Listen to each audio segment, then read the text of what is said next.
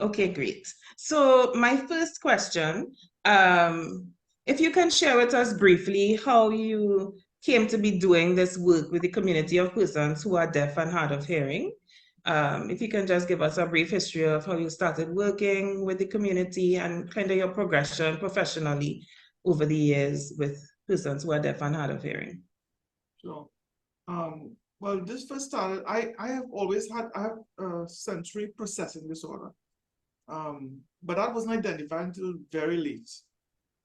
So I always had issues. I can't filter out sounds.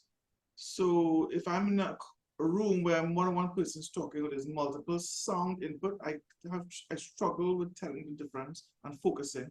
So that's always exhausting. But I found ways to cope.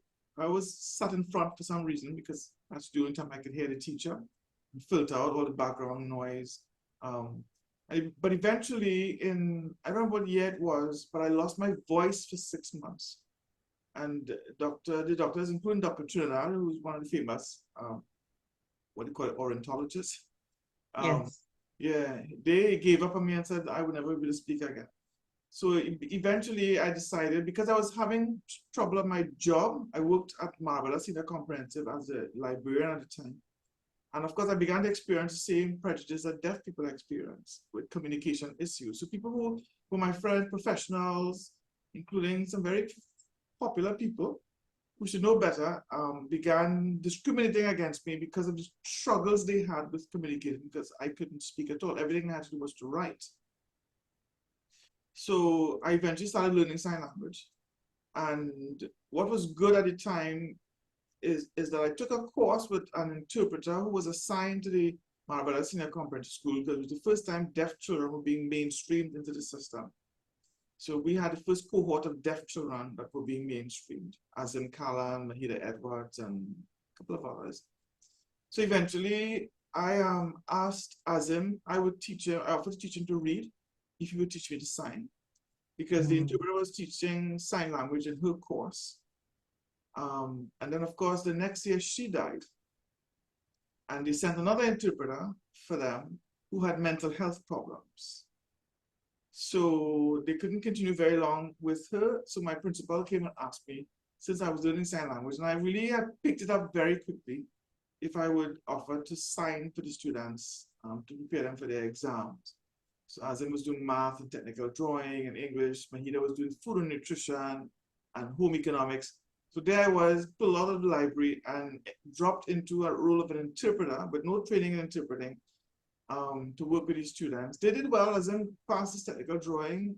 He passed math. I don't think he passed the English. Mahida passed her beauty, whatever it is, home economics and beauty therapy. It was a nice learning experience for me. So I got an introduction to all those courses through interpreting. But, so that was how I got involved in working with them. And eventually, of course, I don't know if you know, but I'm one of Jehovah's Witnesses. So at the same time, they had heard that I knew some sign language, and they wanted to give attention to the deaf community. So they pulled myself and Sharon Taddy together and asked us to train some of the brothers to form some groups. And eventually, that's how I really developed my language skills, because some of the brothers from the States came down who were really excellent, some of the best interpreters in the world back then. They were coders, and they trained us, and that's how I really developed proficiency in signing, and now got some training in interpreting. Okay. That's very, very interesting. And just understand on the side, I say to students, we really should follow our life experiences, and it leads us to our passion and where our career needs to take us. And I think that's an excellent example. Wow. Thanks for sharing that. So what has been, you talked about your own initial experience with some stigma and discrimination, being, challenged to communicate in, I guess, the quote unquote common way that everybody else would have been communicating. What has been some of the challenges, unique challenges that you have noticed that are experienced by persons who are deaf and hard of hearing in our country, Trinidad and Tobago, when it comes to accessing quality education and support services? What are some of the challenges? So the biggest thing, not just in Trinidad and Tobago, it's a worldwide phenomena, is language deprivation. Deaf people face language deprivation, and oftentimes it's because of poor early intervention services. So in some countries, because they identify deaf people early, there's universal, what do you call it, universal screening. They're able to identify these children as deaf early and provide early intervention. And because some countries have laws that allow for these things, then they can mandate that they provide these services, like in the United States and some other countries. You'll have, once you're identified as deaf, they start giving you all the available services, which at one time didn't include sign language, but now includes sign language and speech therapy and everything possible. Work with the parents. So you have a social work component. Parents get the support they need. Parents are encouraged to learn to sign. But in Trinidad and Tobago, our deaf, there's no early intervention here. So deaf children, while we have screening, it has improved through advocacy. We've gotten them to now do a kind of universal screening, but it's still not what it should be. What they do currently is only screen at-risk mothers. So they call it universal screening, but it's not that. Because not for deaf children, many times they may not be the product of an at-risk pregnancy. The deaf children don't have anything wrong with their minds, their brains, so that oftentimes it's because of measles, and at one time that was the main contributor to the deaf population. But we're finding some young deaf people now who are being identified as deaf and their parents don't have measles. So there are other things contributing to them becoming deaf. But the main challenge is lack of early intervention to address the language deprivation, because language is tied to cognition. Yeah. If I don't have enough sufficient immersion in an early language experience, my brain's not going to develop. My ability to think, I must think in a language. If I don't have language, I can't think. And that's why deaf people, we tend to see them underperforming in school, because they haven't had that rich early language immersion, language discourse with parents. So they may be born into a home where there's lots of language, but the language isn't accessible. Everybody talking, and you hear deaf children always talk about that. I was always left out. I was asking on the news, everybody's watching the news and communicating, what's going on? Wait, let's you know? So deaf children have suffered because of that. And because we don't have early intervention, by the time they get into school, oftentimes it's too late. That window for developing language is gone. And so it's no matter what you do, they're going to be struggling and be way behind. Yeah. The second thing is, even in the system, we don't have enough teachers who are proficient signers. So the Ministry of Education has for many years placed people who are qualified in special ed into the schools for the deaf, but they have not had any sign language training per se. They might have done one course, may have done one course. And so most deaf children are taught by teachers who are now learning to sign. And oftentimes, if you're learning to sign, many times you are not a good language model. So the deaf children are not benefiting from a good language model. So they end up learning either signed English, corrupted sign language, they're signing. So we're thinking, oh, that's their native language, but the deaf isn't a native signer because they've learned sign language from teachers who are themselves now learning to sign and being placed in the schools for the deaf. So those are the two main challenges I think deaf people that have affected their progress when it comes to the educational scene. Yeah, not one of my questions, but as you talked about it, I just want to briefly touch on it. You talked about special educators being placed in schools for the deaf. I get the idea from Koshiba as well, that inclusive education, at least the model that talks about placing persons with varying exceptionalities all in the same educational setting, that might not be the best option for children who are deaf. What is your perspective on that? Yeah, because deaf children are it's not just a special education issue, it's a language issue. That's why there's something called deaf education. And deaf education, a big part of it is the fact that I'm going to teach you in sign language, or at the very least, we'll have an interpreter And our approach to teaching you is going to be very visual, spatial based. So you have access to that because that's how deaf children learn. It has to be visual, it has to be spatial. So you have to explain things in a very spatial way. So if you're teaching math, you have to be able to set that up, everything in space so deaf children can visualize that. So deaf education has the strong language component, and that's why a bilingual, bicultural approach to teaching deaf children works best. Bilingual because you want them to learn to read and write. They have to become proficient in reading and writing English because that's the language of education, the language of text, language of government, language of business. But they also have to learn to sign so that they have this accessible language that they can access visually and spatially. And with those two languages now, you can have them meeting the same milestones as their regular hearing peers. And bicultural, because there's all the issue of deaf role models, respecting the culture of the deaf, making sure there's visual spaces that they can function in. So you have both the language perspective and the cultural perspective. So you're right, just placing, and that was a big point at the World WFD, World Federation of the Deaf conference this year. I went to that conference in South Korea, and that was a big theme, that this operational definition of inclusion cannot work for deaf people, where just place them with their non-disabled peers. Real inclusion has to be that you're meeting the needs of the deaf, which includes adult role models, other young deaf people for them to communicate with. So you have interlocution going on, you have language discourse going on, and so deaf children can have a sense of identity, all those things that they're deprived of when you just put them and you isolate them. So it now becomes, instead of it being the least restrictive environment, which is what inclusion is supposed to give you, it now becomes a most restrictive environment because the deaf is isolated. There's no set of communication going on. I'm alone. And so you're affecting their self-esteem, their sense of self-efficacy, and so many other things going wrong. everything that impacts educational outcomes. Yeah. Okay. Well, we talk about challenges, but over the years in Trinidad and Tobago, have there been any successes towards making quality education for the population more accessible? I have to say yes. Sometimes we tend to say, look at Trinidad and say we ain't doing nothing and we're making no progress.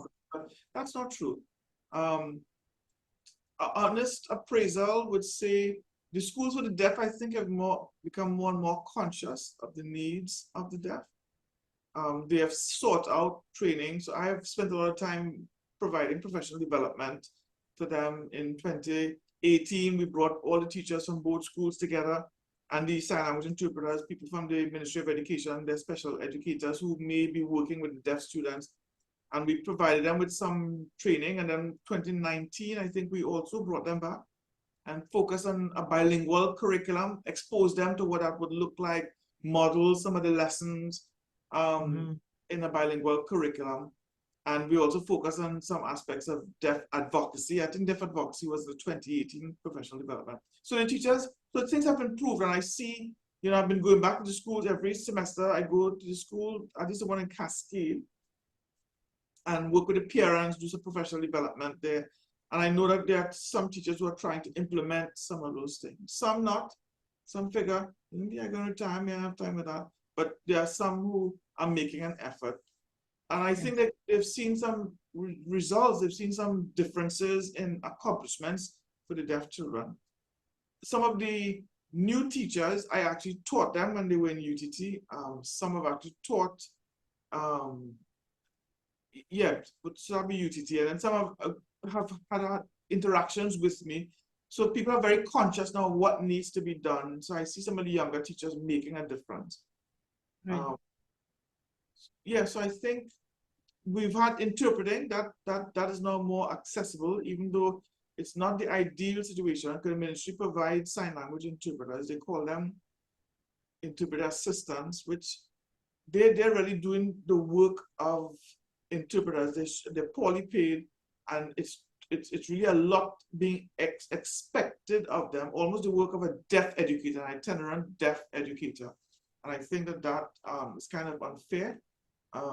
but it is a provision that the ministry has made, and I think that that should be something that we should count as a success. Agreed.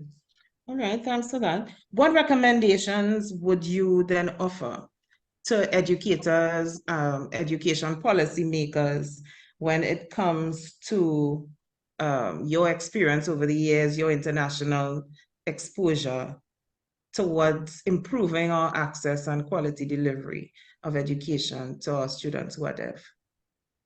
Well, the big thing would be early intervention. We need to, something we tried to set up when I was on the board at Tahi. Kushiba was very helpful in negotiating this process, was for there to be a center, an early intervention center at Tahi. And we would like for one to be in South, so the parents don't have to be coming up to Port of Spain to bring their young children, because I don't think parents should be separated from their children. So it has to be that they're coming there every day rather than some residential arrangement. Yes. But of course, that didn't work out because we never got the support. Tahi always has money to pay salaries and to do all the other things. But when it comes to the deaf, then we have to come beg for money, even though they get this huge grant from the government. So it's a paradox that I just don't understand. Every possible project that you want to benefit the deaf directly, you present it to them and they never have money. It's always, we have to raise the money. We have to go and find the money. I was not going to say, I think, aren't they among one of the few NGOs who get a subvention from the government and a good amount, and it is enacted in legislation too, yeah? Well, you know, for them, they say that the association is ready for people with hearing loss. They're more focused on hearing. In fact, their logo, the deaf will speak. True, yes. Okay. So, but anyway, but that has, yes. So the alternative to that, since that didn't work, was for, there are these government early intervention centers. And if we can have teachers in those centers trained in deaf education, then if the children are put in those systems, and from very early, they can have qualified teachers who can sign teaching them. And those are the early childhood centers. Okay. And it may be better to do that, because then those centers are all over Trinidad. If we select a couple of really good ones that are in close proximity, that are ideally located, then the parents can take their young deaf children there. Yes. But the Deaf School have been trying something not approved by the ministry, because they've been bringing younger and younger children into the school system and trying to do something. But of course, there are legal issues with that. But they've gone ahead and done that because they realize that's making a difference. They're getting better students because students are coming in early. And I told them, don't assign your teachers who can't sign. Assign your best teachers who can sign. That's right. Like Stacey McDonald, assign her to work with the young children, because they were putting in the older class. I said, no. If you get a good foundation, then the children have a chance. Yes. You know, and let the weaker teachers who can't sign or learn to sign, let them teach the older children. But the younger ones should get the best teachers. And that should be the case in every system, deaf or hearing. The best teachers should be teaching the early. That's all the time, but that's never how it goes, right? Your best teachers should be in junior school. Yeah. Yes, and in the Form 1s and that kind of thing, but we don't see that. You would have attended the World Federation. Go ahead, sorry.